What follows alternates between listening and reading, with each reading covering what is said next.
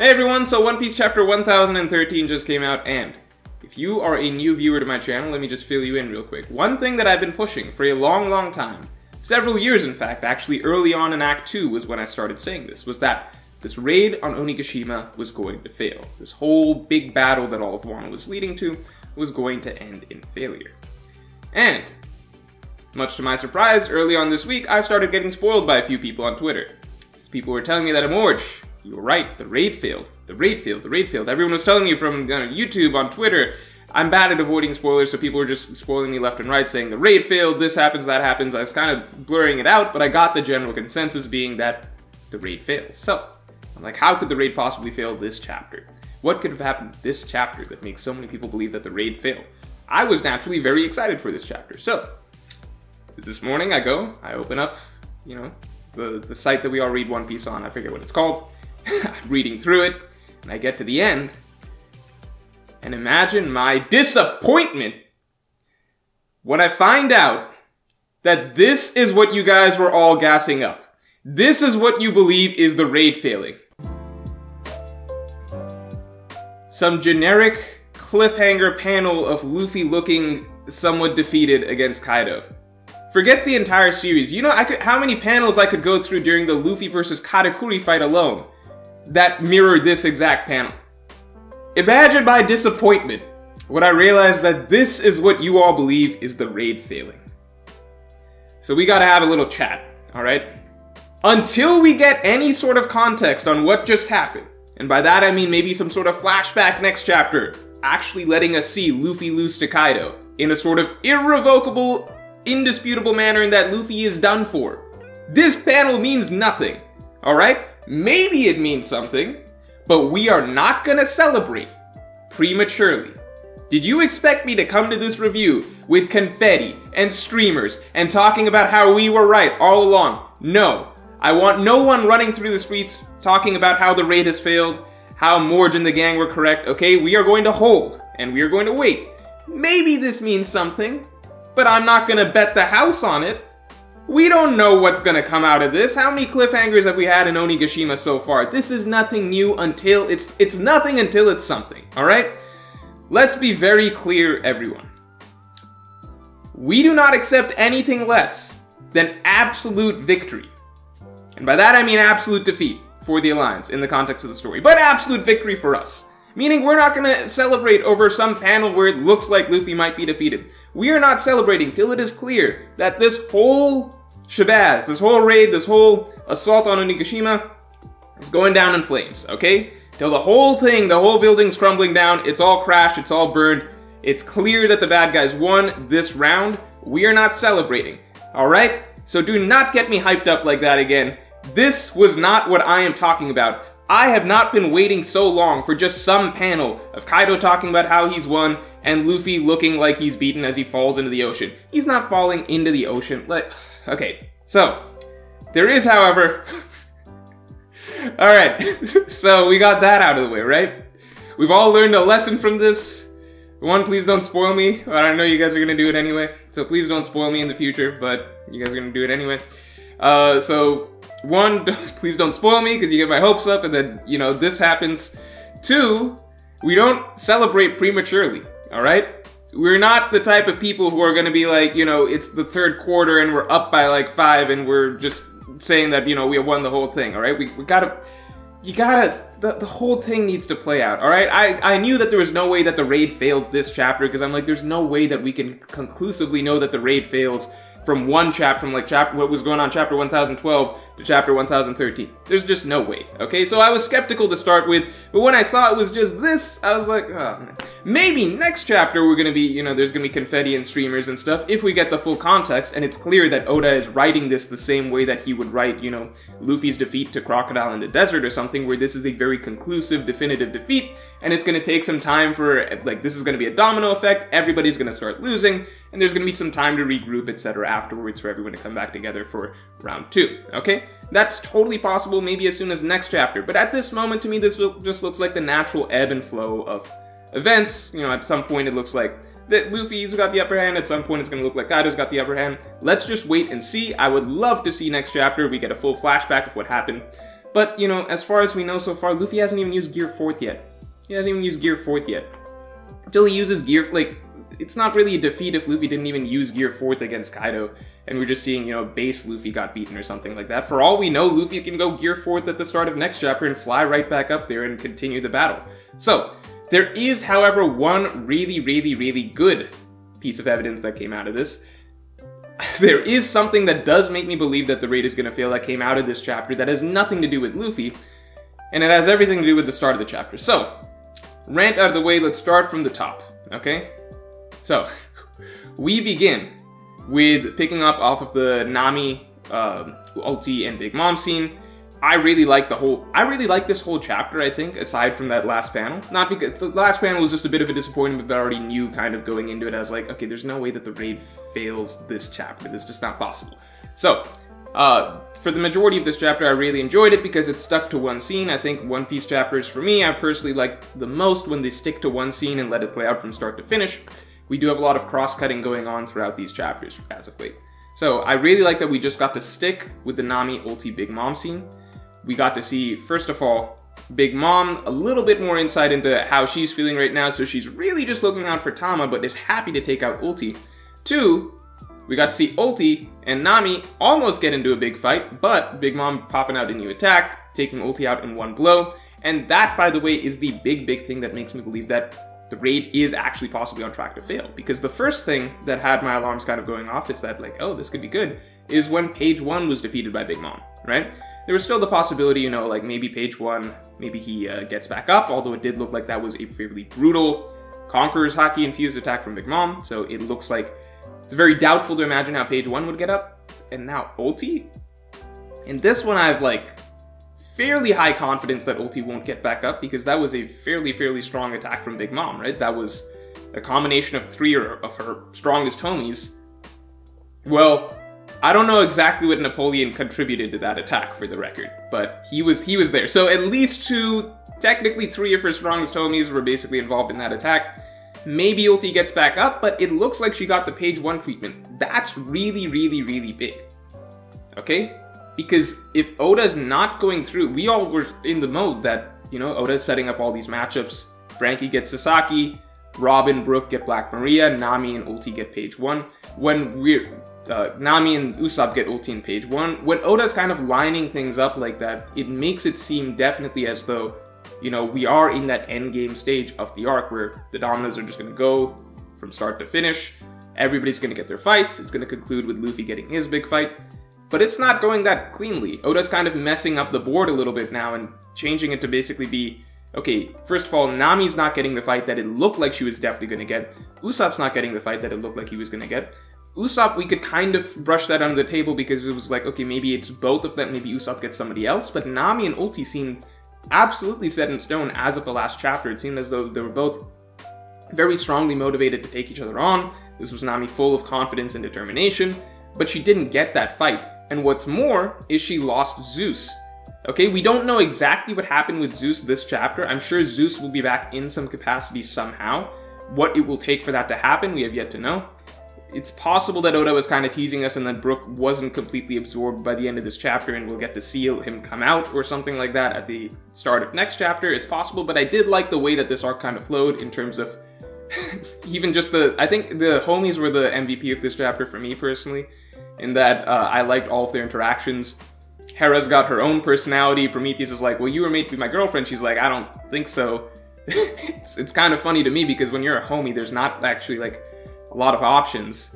So if Hera's not interested in Prometheus, it's like, wait, you're gonna go for King Bomb or something like that? I'm pretty sure he's dead. Also, just the fact that the homies seem to have like a really strong attachment to life and like actually are living sentient creatures. I mean, we've gotten that we've gotten that general idea so far pretty clearly, I think, from King Bomb and everything like that, but just the way it was stressed again that Zeus does not want to die. Like this, we were watching a character die before our eyes. Zeus he's like a person. Zeus did not want to die. I just think that it's, you know, the fact that we've seen so many homies casually die over the course of the series, in a series that really avoids death to, you know, the maximum possible extreme. But it does introduce these characters that are clearly living sentient beings that have consciousness and don't want to die and have a desire to live and have goals and personalities and desires. and they just casually get wiped off the board. I think that's hilarious. But I did actually empathize a lot with Zeus's little plight throughout this, this little series of events where he's seeing, option out A, that he kind of has been ostracized from, which is Big Mom and her gang, and then option B, which is Nami, who cared for him and everything. Well, I guess as a useful tool, cared for him. I mean, I like seeing Zeus's little dilemma. He did feel like an actual little character in this chapter, which, I don't know, it's funny to me when a character like Zeus, who we did not really consider a character, gets his own little story arc over the course of a chapter. I like seeing his, I guess, heroic sacrifice attempt for Nami, and I like seeing Nami, lend a hand towards the end, or like extend her hand essentially to try and save him. And I really like the fact that it didn't work. So to me, that was a little bit of a, it's not a twist, but it did add a bit of, I think sometimes things go a little, maybe over the course of this Onigashima battle, things go a little too easily or straightforward, sort of. So to me, as I was reading this chapter, it did feel a little bit like, okay, so Zeus is being absorbed by Hera, but he made the show of the heroic sacrifice. Now Nami's gonna save him, and that's gonna wrap that up. I did like seeing that, one, Big Mom can put a stop to that, essentially, and it's not up to, like, Nami feeding some, black thunderballs and stuff like that, that isn't gonna solve the fact that Big Mom has absolute control over her souls. So I did like to see that it was actually what would normally have probably been a successful effort, straightforward, friendship, reach out the hand, Zeus gets his mojo back, joins up with Nami. Big Mom was very easily able to put a stop to that, which I think, it was a very small way to define my expectations, I suppose, in the chapter that I like. And it does add a little more seriousness or weight to the situation that they're up against Big Mom, and honestly stronger Big Mom than before, because now she's got more effective homies, and it's not going to be easy whatsoever. And then we got Kid coming in.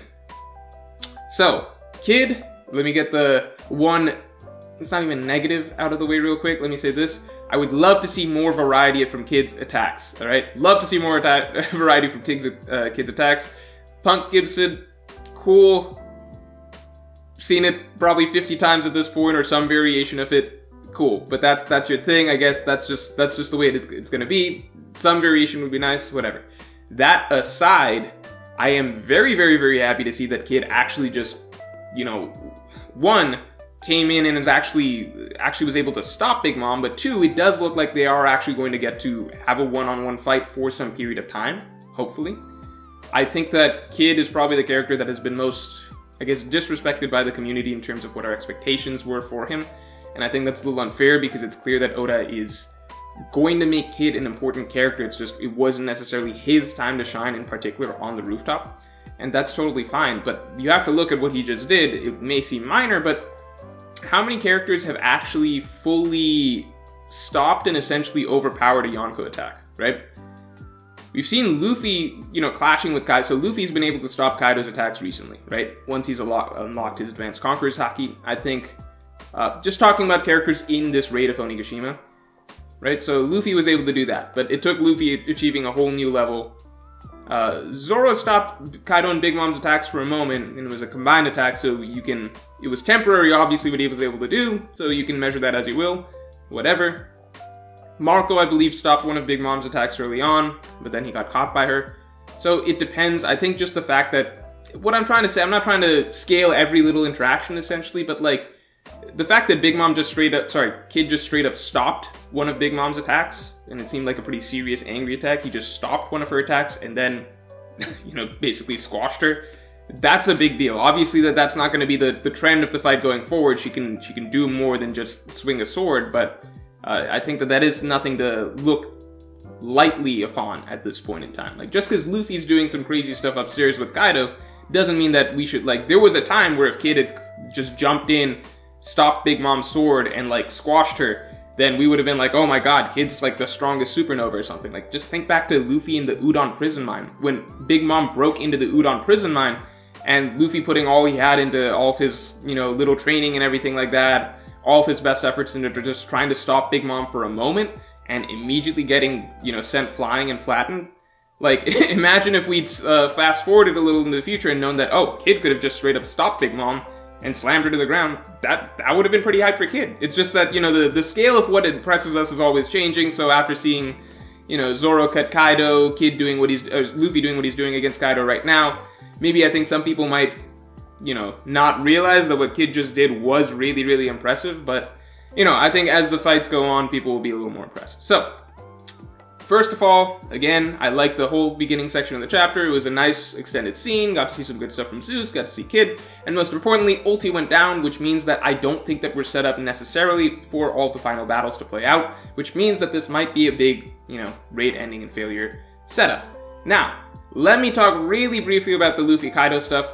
I think that no matter what, what I took away from that most was that, first, let's acknowledge option A, which is that this defeat is the actual defeat for Luffy. I think no matter what, we do need some sort of a little flashback into what happened prior to that panel, if this is the big defeat. If this is the big defeat, we need a little bit of a flashback to that prior panel, because actually seeing it happen and actually seeing Luffy, just seeing an image of unconscious Luffy isn't, like, you know, that's good for a tease and a cliffhanger, but it's nowhere near as effective as, say, for example, Luffy versus Crocodile, either of the 2 rounds that he lost, where we actually got to see Luffy go through the motions of being overwhelmed, overpowered, and ultimately broken, right? Not broken, but beaten down. That's much more effective in terms of actually swinging the drama of the arc. This, at the moment, isn't enough, right? If this was the domino effect that essentially led to the downfall of the entire raid, this feels really weird that we just get a random cutaway panel when we miss the part where Luffy goes from winning to losing, okay? So I do think that a flashback is necessary. Now, if Oda doesn't want to do a flashback, like if there is no flashback or whatever because of time constraints, then I would hope that this was not actually the big defeat. And that I would hope that what Oda is saving up for is for Gear 4th Luffy to come into the play. Because Gear 4th Luffy, that's when we know Luffy's actually using everything he has up his sleeve. A defeat is only really effective if you see the character use everything they have up their sleeve and still lose. That's what made Luffy losing to Kaido in round 1 so effective, because Luffy went Gear 4th right off the bat, faster than we'd ever seen him use Gear 4th before. He went from Elephant Gatling right from Gear 3rd into Gear 4th, gave another Kongorgan rush down right after that, and even that did nothing, and then he got one-shotted. That was what was so effective about that defeat. So I definitely think that if this is the end of the line for Luffy, then we need a flashback. Otherwise, if Oda wants to keep showing more of the fight, then I would think that Gear 4th is the next thing around the corner. One thing that Kaido said to me that was very interesting was that he implied that basically they need to see Luffy defeated for their faith to be broken in him. And I think that that's a very, very interesting idea. I would really, really love it if Luffy were to come back in Gear 4th. Maybe not next chapter, maybe a little bit down the line. There's a lot of ways that Luffy can be stopped from falling into the sea. We could even see something like Yamato jumping out. Maybe not Yamato. I don't know how much, if Yamato is a white tiger devil fruit, how much that would really help in this situation. But there's plenty of things that could happen that would allow Luffy to bounce back from this, essentially. I do think we need to actually see the events of Luffy taking on Kaido at full power and then actually being beaten. And I would really think it would be effective if this coincided with Kaido smashing Luffy down through essentially the skull of Onigashima into the main stage, or the main section of the dome, so that everyone could see him defeated. I think that is by far the most powerful way to conclude the arc. It would time up well if Onigashima comes to rest in the Flower Capital, so you get kind of simultaneous movement of Onigashima coming down to rest in the middle of the Flower Capital, and Luffy coming crashing down through the roof to land in the main dome. It's just, you know, it's a good director move, right? So I think that that's something we could potentially look forward to, but at the same time, I think that just the fact that we saw a Luffy supposedly beaten at the end of the arc, at the end of the chapter, doesn't actually mean that much. It will mean something if we actually either get a flashback, or if Luffy bounces back, goes Gear 4th, goes all out, and then is still defeated. And I would really, really like to see what Kaido hinted at towards the end of this chapter come into play, where everybody gets to see Luffy's defeat. So that's all for this video. If you enjoyed, then definitely like, comment, and subscribe, and I'll talk to you all next week.